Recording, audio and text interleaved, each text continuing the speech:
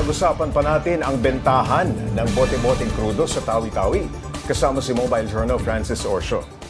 Francis, una sa lahat, ito bang ganitong klase ng bentahan ng krudo illegal? Wala ba nagbabawal niya? Alam mo, Pops Jay, hindi natin masasabi kasi kung dumaan ba sa legal or illegal yung proseso ng pag-transport nitong mga krudo mula nga sa Sabah, Malaysia at dito sa may Bonggao sa Tawi-Tawi. Pero sinabi naman ng mayor na talagang open pa rin sila sa trading.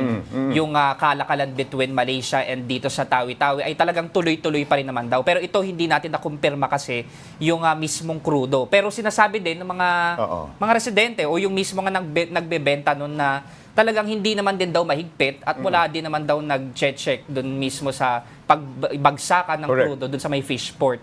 Sino yung madalas na tumatangkilik ng mga bote-bote ng krudong binibenta? Pops J, ang pinakatumatangkilik nitong mga krudong ibinebenta sa may Bonggao, Tawi-Tawi, yung mga tricycle drivers. Kasi yung tricycle or yung habal-habal, ito yung pinakapangunahing transportasyon doon sa buong Bonggao Island. So kung halimbawa may mga estudyanteng pumapasok, tapos syempre sinasakyan nila yung mga tricycle, talagang yun yung pinaka-customer. Kawawa naman yung gasoline stations doon. Pero Francis, yun kasi ang problema din, Pops J, talagang limitado yung mga gasoline stations. Actually, nung inikot ko yun, kasi maliit lang yung Bonggao Island, yung mismong downtown Bonggao. Ilan lang? Parang wala pa nga atas sa 5 gasolinahan. Yung nakita ko doon sa isla, talagang limitado lang din yung Gaano kalaki ang diferensya ng presyo ng langis mula Sabah sa mga nabibili halimbawa dito sa atin? Pops J, nabanggit natin yung mismong 200 liters na galon ng nitong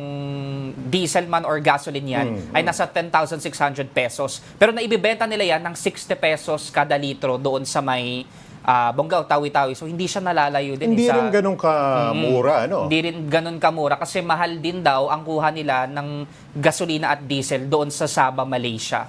At I think yung supply ang problema dahil wala kang mabilhan.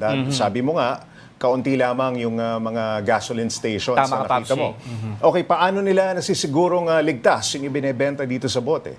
Kasi dito sa atin, halimbawa, lumabas ko sa Metro Manila, mga malalayong probinsya nagbebenta rin ng ganyan, bote-bote din yung kanilang ibinibenta. Pero ito, paano nila nasisigurong safe? Actually, yun nga rin sa isa sa problema, Pops. Kasi kapag tinatransport nila yung mismong gas, nasa lang siya, malaking container lang. 200 liters yun. So, di ba may mga safety tayo dyan parang kino-consider. Pero dahil nga hindi mahigpit, maluwag at talagang nakakadaan lang ng maluwag yung mga bangka mula Malaysia hanggang dito, talagang hindi natin alam kung safe ba yun kasi hindi natin sigurado kung dumaan ba yun sa mga quarantine or i-check ba yung mga produkto.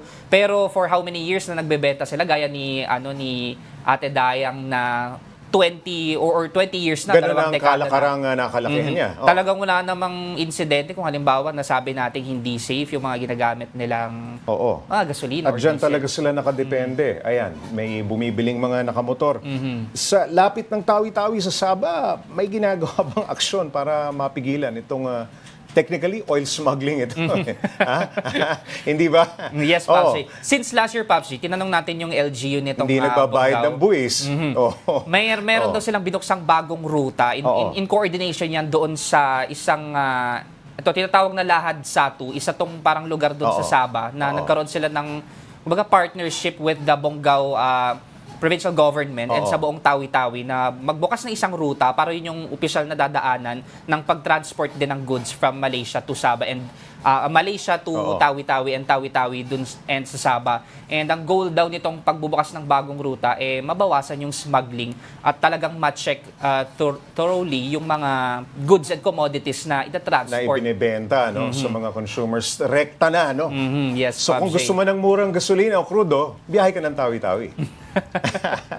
Maraming salamat, Mobile Journal Francis Orsio.